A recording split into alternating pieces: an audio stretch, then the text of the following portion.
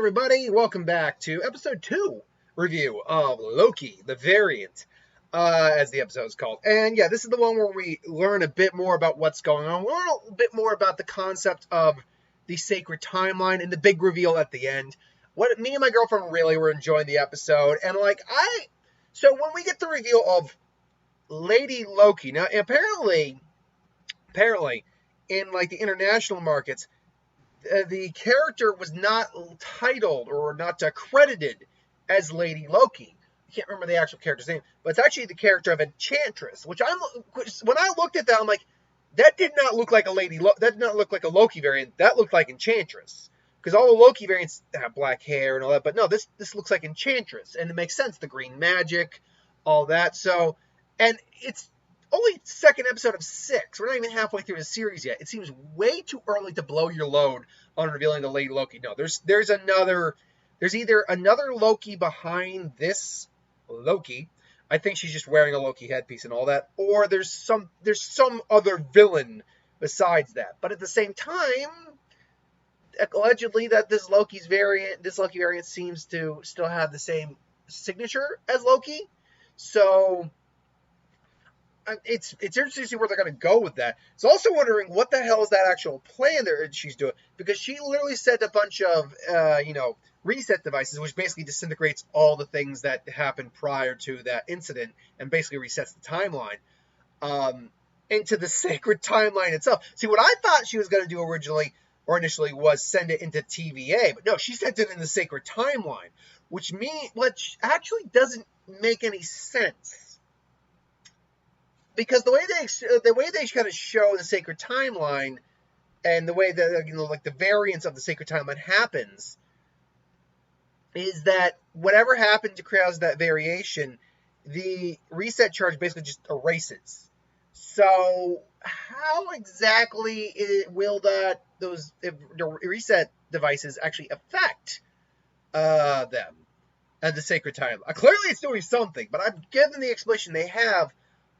I don't know, but again, this show is Tom Hiddleston's show, and he is phenomenal in this episode. I think I liked him a little better just because of the personal reflection and realization we were seeing in the first episode a little bit.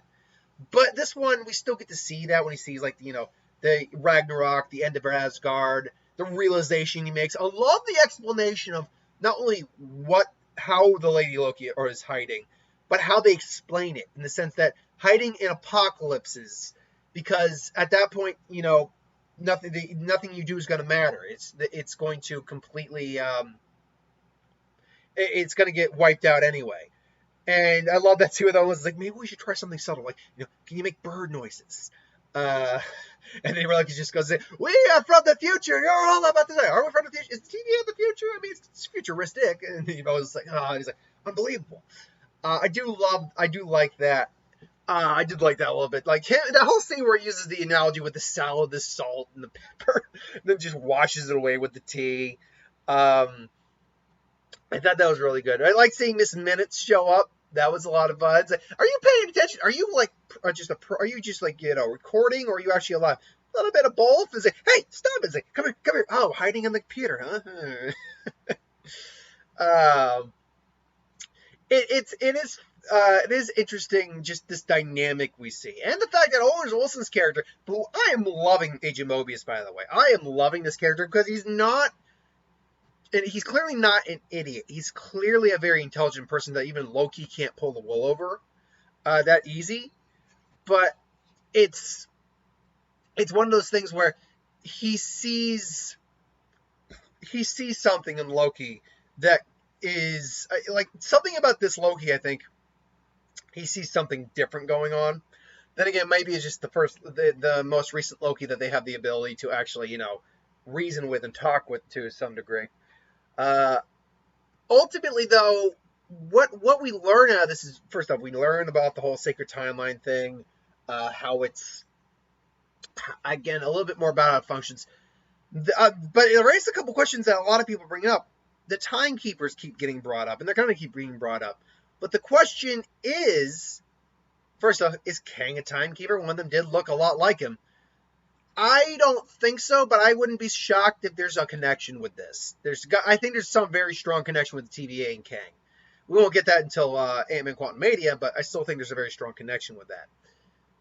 Are the Timekeepers even a real thing, or were they a real thing, and now there's something else or someone else running the show? Because I feel like, even though it's kind of a done trope, that there's something shady about the TVA. There's something off about the TVA. And I think that's one of this Loki, the antagonist Loki, if you will. The antagonist Loki's goals is to kind of expose the TVA for their corruption. Because Loki has a great line, it's like, you remind me of them, drunk on your own power.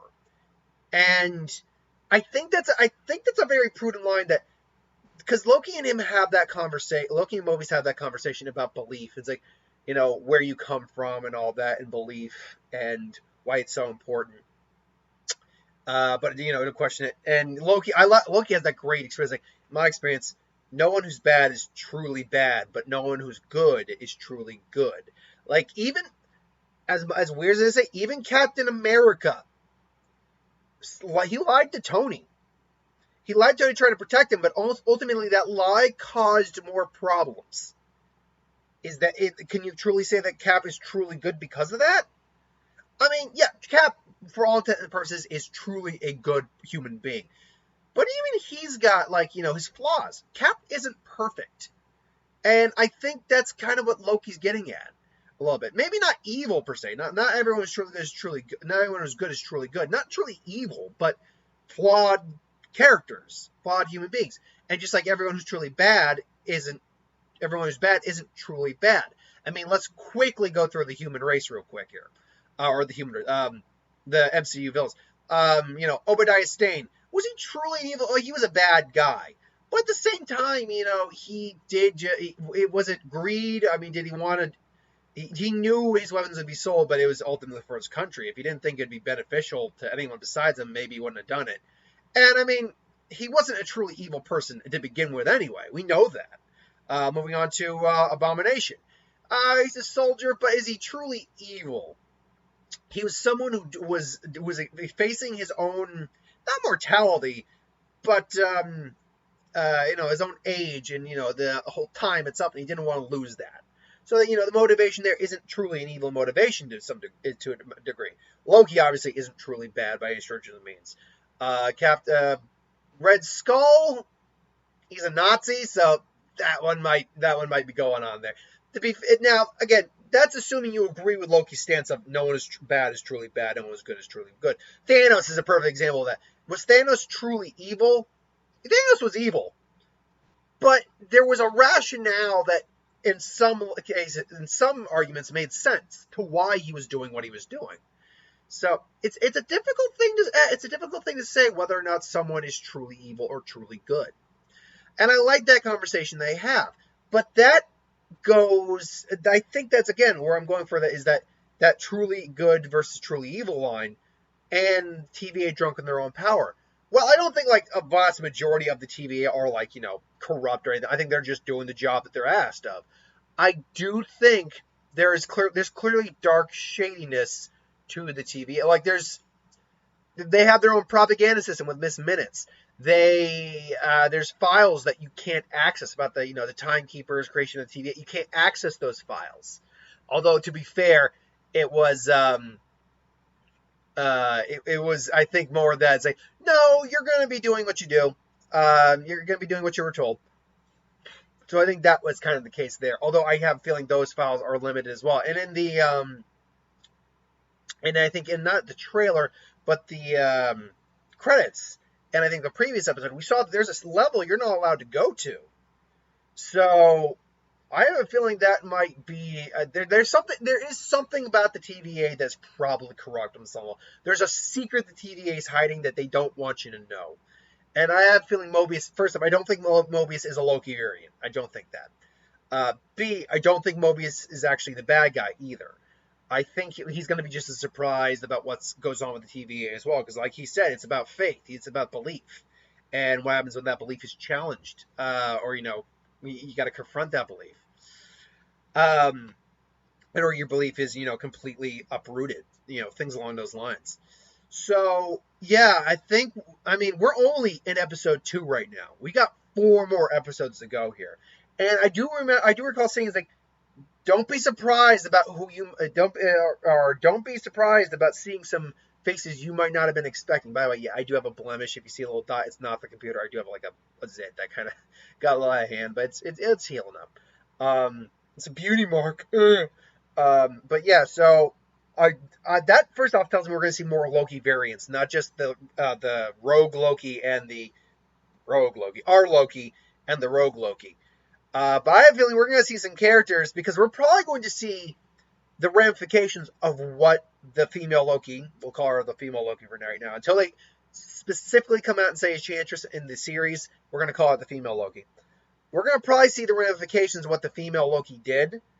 And another hint that said about why it might not be a female Loki is that when he calls her Loki, it's like, don't call me that. Now that might be not liking being a Loki, or that might be the fact that it's not Loki. But it's or this version of Loki, I heard someone put it really good when I heard a review for it the episode a while back, is that being a female Loki, being born female as a Loki in and of itself was probably a variant, because all the other Lokis are male. Despite their variants, they're males. So being a female itself probably was a variant. By the way, if this is Enchantress, it's just another nail in the coffin. I mean, the Darkhold alone was a big nail in the coffin, but it's another nail in the coffin that Agents of S.H.I.E.L.D. is not canon. And with a multiverse, it's easy to make that not canon now. Due to the fact that Enchantress did show up in an episode of that. I do remember she showed up in Agents of S.H.I.E.L.D. one time. But yeah, with all the variants, you're going to be causing thanks to the terrible thing you did to the Sacred Timeline. We're probably not just going to see a bunch of alternate Lokis. We may see some alternate characters. We may get some cameos in this series we were not expecting. Who it might be, maybe like the Warriors 3 at some point. I could see that. Actually, that's a very real possibility. Connection with Loki, all that. Alternate versions of maybe some of the Avengers. I don't know which ones you would go with, who you maybe had on call, but anyone's possible. But ultimately, yeah, this series is really shaping up to be. It's a great blend of kind of like Doctor Who, and I don't really watch Doctor Who. I've seen a little bits here or there, but I get the vibe of Doctor Who from this. Doctor Who, Men in Black, a little bit of the Twilight Zone as well. So I'm having a blast with this series so far. It's going to be really interesting to see where they go from here, because this kind of what they did at the end of this season or episode would come off as either a series finale or the pre-season. Like, this should come off as the episode before the season finale. But we're only in episode 2, so clearly, by the way, what Loki was trying to do with disrupt the Sacred Timeline, that's just a distraction.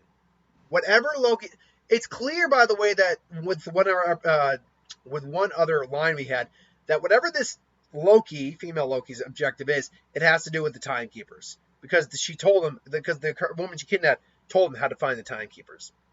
So this is going to get interesting really quick. And it's already interesting really quick. But anyway, what did you think of the episode? Let me know in the comments below. But thanks for watching. Hope you enjoyed. Like, comment, share, subscribe. As always, want us to review something, put in the comments below. Let us know the review at some point. Ideas who would win, Star Wars, Superior Magic, what if, anything to do with the channel. Put that in the comments below. Let me know. I'll get to that at some point. Thanks for watching. And I'll hit that bell if you want to be notified. I'll be back with what if in a little while. So thanks for watching. See you later.